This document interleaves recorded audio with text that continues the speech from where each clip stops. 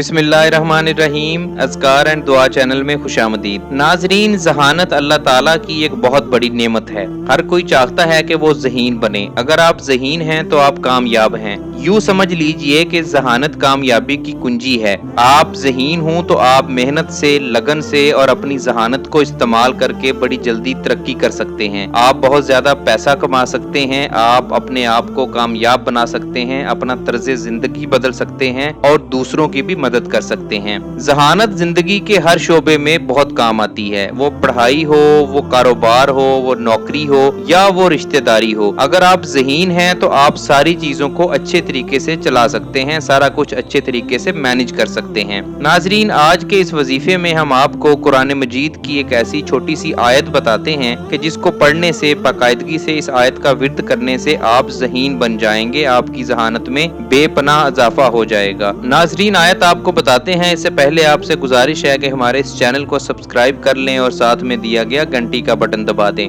नाजरीन, ये सूरा मुजम्मल की आयत नंबर 8 है। कुंद ज़हनी दूर करने और ज़हीन बनने के लिए ये नहायत ही आजमूदा अमल है। वो आयत कुछ यूं है, वज़्कुरिस्मा रब्बिका वतबत्तल इलैहि तब्दीला।